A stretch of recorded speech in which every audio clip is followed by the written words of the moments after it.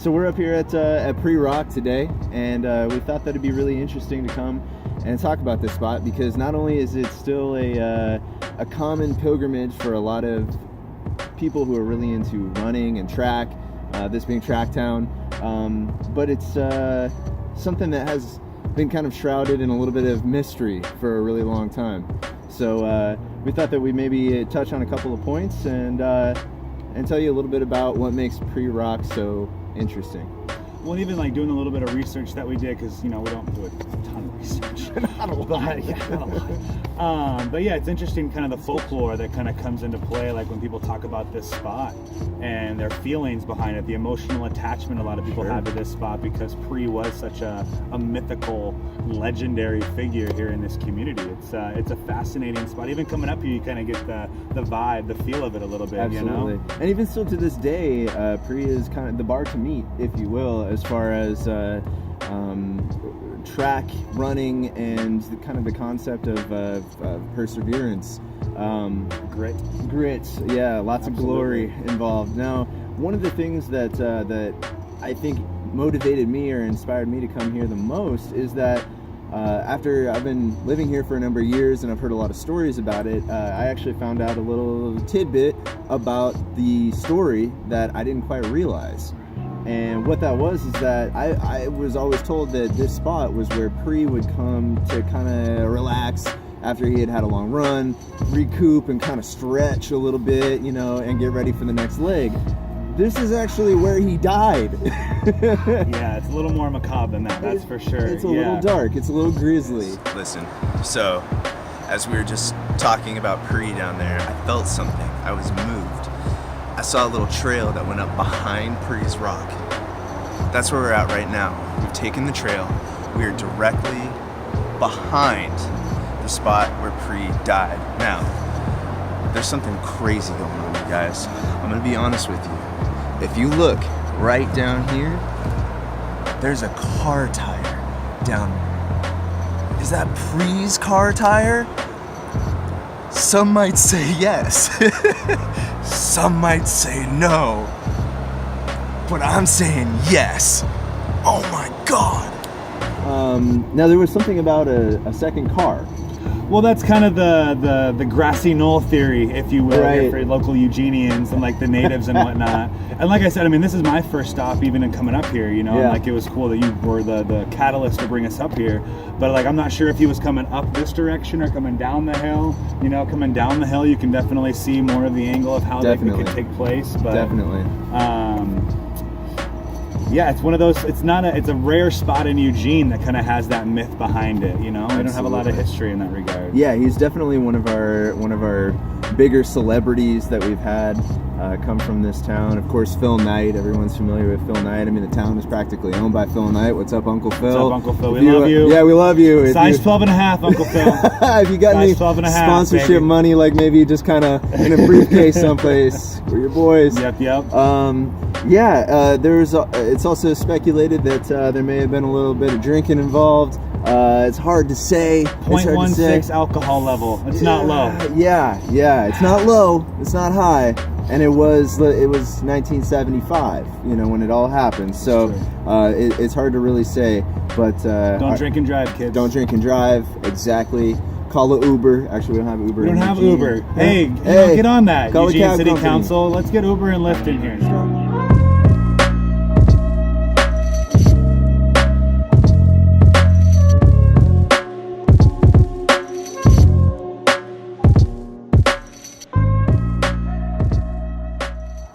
So after we visited Pre-Rock, I had a memory from when I first moved to Eugene.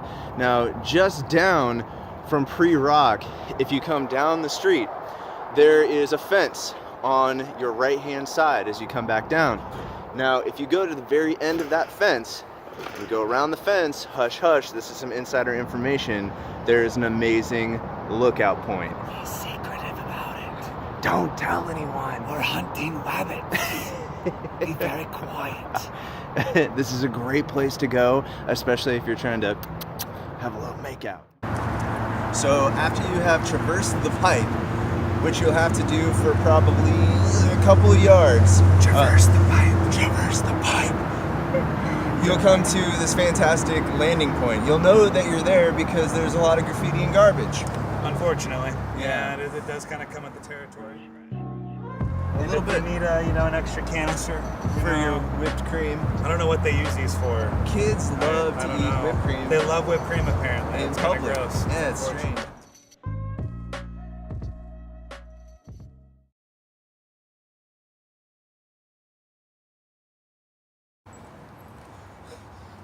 Dude, that dookie pipe was a little tough. Man, I'm burnt out from the I'm a little burnt out from the dookie pipe.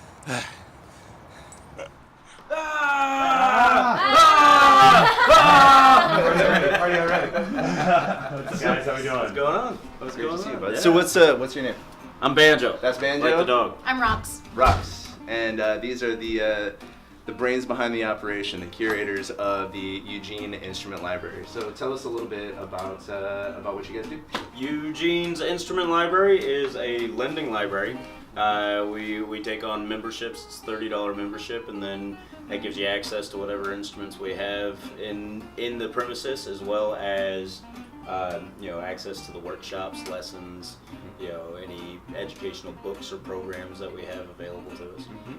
So we're pretty much wanting to tighten the network of services for Eugene's musicians and aspiring musicians. Yeah, when was like the moment where you guys realized like, okay, the Eugene Instrument Library needs to happen? Like, it's kind of that sparkling moment. Honestly, it kind of formed itself. It was mostly step by step. It was just kind of like the trajectory that we're on. Like talking about how when we decided like Eugene Instrument Library was going to be a thing, I was just saying like it was kind of just the trajectory we were on. It was just like I was traveling, you were traveling, then we started living together, and then we got a house, and then it was like, well, we can't really live in a house without utilizing the space. Let's utilize it. It just kind of fed itself. So Yeah, that's awesome. Is it the two of you who are primarily doing most of the lessons? We're actually branching out to all sorts of different teachers around here, whether it be dance instructors, whether it be classical musicians, whether it be blues. We're trying to branch and span through the genres and different mediums, even through teaching people like how to book for themselves and be able to put on like a professional face, or giving them we have a really cool program which is the Instrument Petting Zoo, which is going to be like it's a space for people to come in and just like be able to like touch an instrument they haven't had access to, or like meet the teachers that they would be able to otherwise. So that is really cool. That's really cool. I imagine that there's probably a lot of people. I mean, if I found out there was like a hurdy-gurdy someplace, I might sit down and at least kind of like... Hurdy-gurdy is the one that everybody's like, do you have a hurdy-gurdy? it's like not that I have interest in it, but man, that hurts. I won't. Well, We have a hurdy-gurdy in the pile of bagpipes. Exactly. And banjos. It's like meditation music, basically. Right. It is. So we were doing it was a traveling road show, that really specialized in aiming to help people make a living out of what they love to do. And one of the visions that I had for that was a mobile instrument library. Yeah. Something on wheels. Yeah, cool. How about me? Well, I've taken on a few different ways of taking on music. So I've played classically, I've played as a street musician, I've played in the jazz and blues scene, and it just felt like another realm. Like you said, like it was going from traveling so much, it seems like the best way to like help teach myself more and then help inspire inspiration within the community. So you guys have a room in the back, completely stocked with instruments. Can we take a look at it? Yeah, Please. Let's do it. Let's do it.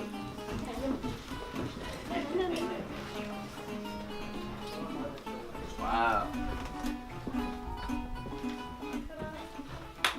We see we got a lesson room, like with all sorts of different instruments, even stocked with a mirror so you can watch yourself act a fool and everything. Oh yeah. Absolutely. Oh yeah. So you can drop down and get your eagle on and make sure it's Yeah. like smooth. Yeah. Good. Gotta There you practice those guitar solos and things of that nature. There you go. Yeah, your kick flips. You know. Absolutely. Your knee slides, Yeah. your like that or something. You have to practice these things. If You you got to. tenacious You thought, got it's to. anything. You have to practice You know, this. because if if you're an aspiring musician, it's not just about the music; it's also about the performance. Absolutely. You know, Right. at Yeah. least for me. Well, and that's what I think that you guys are brilliant at is the performance aspect of it. I think that I mean, obviously, you guys are incredible musicians too, but what really set it apart for me is how much time you guys spent just like shticking on stuff and just like making it totally goofy as hell, and somehow it was still like completely congruent and like all made sense and was beautiful and perfect timing, and I guess that's what it comes down to is timing. Yeah. Whoa. Do you feel as if the community has kind of embraced you guys? I mean, have your events been well received? Yes. It seems as if you got a lot of positive momentum going Oh, yeah. already. Yes.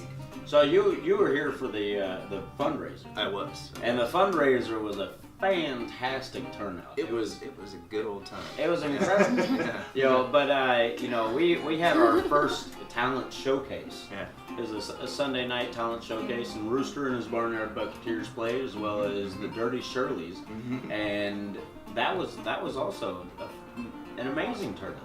Yeah. You know, with minimal promotion, it was Nothing short of a packed house. yeah. Great. And honestly, like every time that I've been on the street, like handing out flyers saying this is something that we have going on.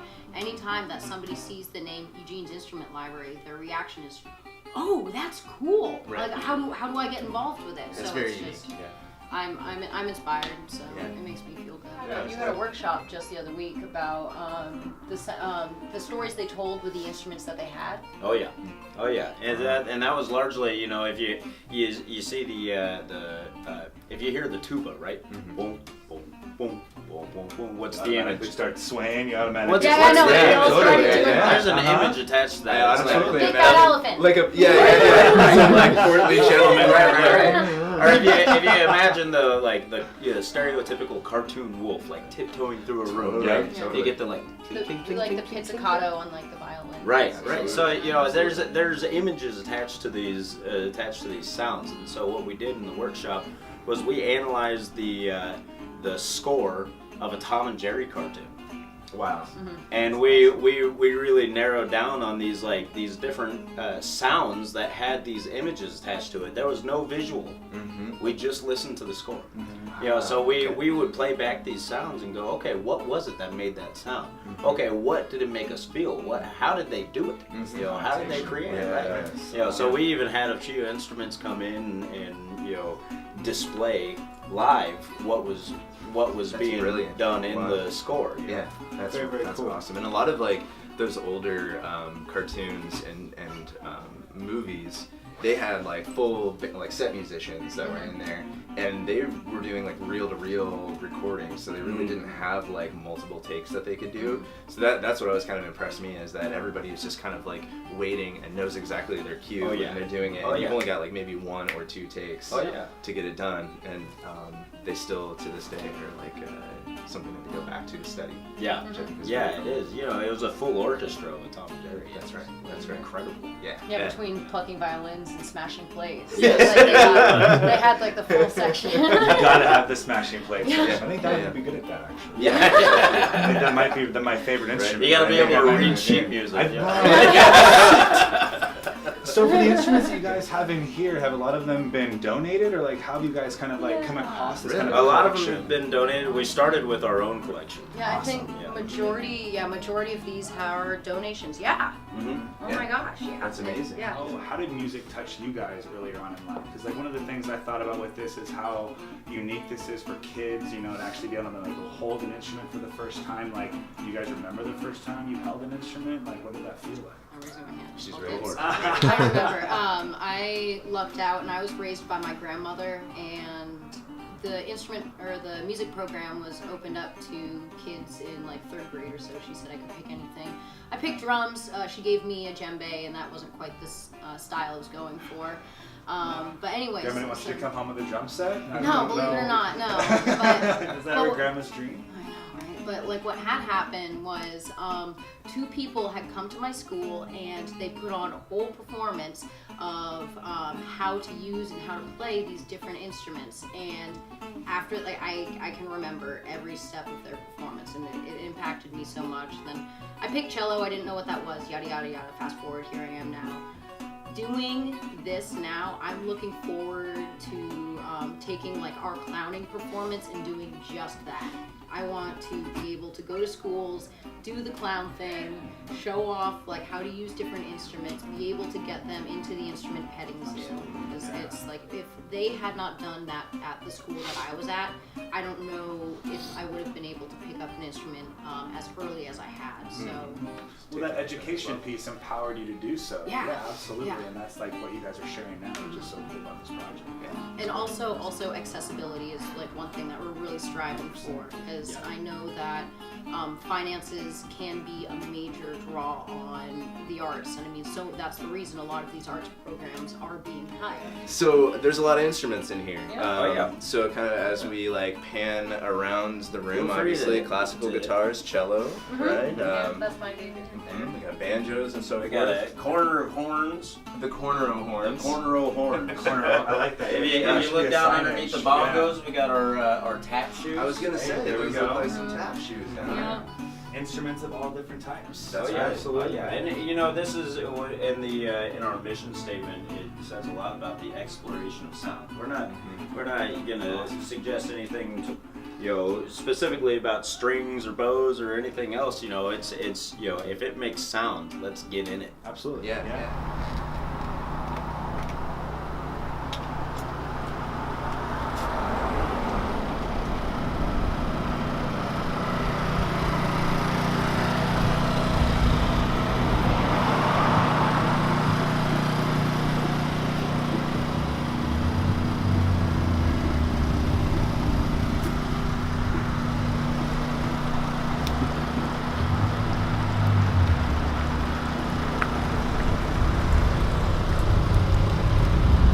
What year is the truck? It's a 1963 Studebaker. It's a 1963 Studebaker. Yeah, it's a Vietnam era. And how'd you come across it? It's my nephew's. He bought it. Uh-huh.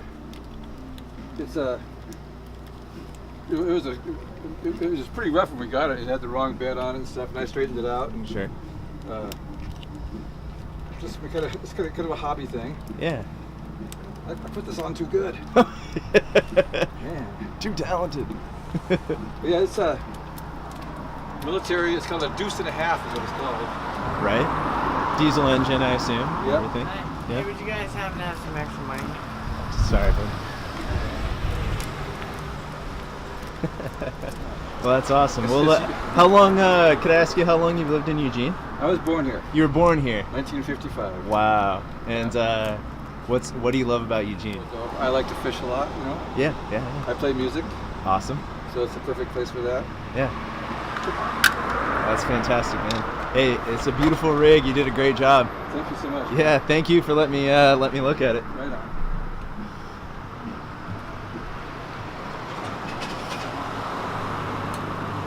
And go. So what was really funny about that video is when I actually stopped to talk to the guy with the truck. You might have noticed in the background somebody who asked us if we have any spare change. So Not uncommon. not uncommon, yeah. And what was really funny about that, and what did not get picked up on the microphone at all, was that when I turned around and I said, "No, I'm sorry," the guy saw the camera in my hand and immediately went, "I don't know what you're talking about," and ran. So it's one of those, Also not uncommon. also not uncommon. One of those candid moments that you wish that you would have captured, but it just didn't come through. So I thought that I would share that with you guys. So this is the conclusion to episode 1 of the Eugene Mixtape Volume 1. I had a freaking awesome time doing it. Dude, it's been a good one, man. It's been a So really good. good one. It's been Yeah. an excellent one. Definitely want to give a shout out to Eugene's Instrument Library. Eugene Instrument Library. Thank you guys for letting us come out, spend some time with you and hanging out. If you So guys want to fantastic. check them out, they're over on 792 West 11th. Definitely drop in. I think they said it was $30 a month for Correct. a membership. Yeah, That's so right. drop in. Definitely Cheap. support those guys. Give them some love. Maybe even tell them that we sent you. I don't know. That might be a bad idea. Not maybe a bad idea. Couldn't hurt. Couldn't hurt. You know what I'm saying? But yeah, episode 1 of the mixtape in the books, my brother. So Yeah. appreciate you. Appreciate Good times, you, my man. Do make sure that if you have seen this video and you like the content, you would like to see more content, and know more about Eugene, click the like and subscribe button. Make sure to check down in the comments for all of our social media, Instagram. On the Snap, on the Gram, on Facebook, All of maybe that. even a carrier pigeon. I don't know. Be on the lookout for that too. That's right. That's right. If you want to be pen pals, we would Yes. also be open Open to that. to sending regular snail mail as well. So until next time, we got a lot of content coming up. We've already done some great interviews for episode 2, so I'm really, really excited to see what the future holds and share it with everyone. Yes, sir. Be on the lookout. Eugene, greatest city in the world. Peace. Peace.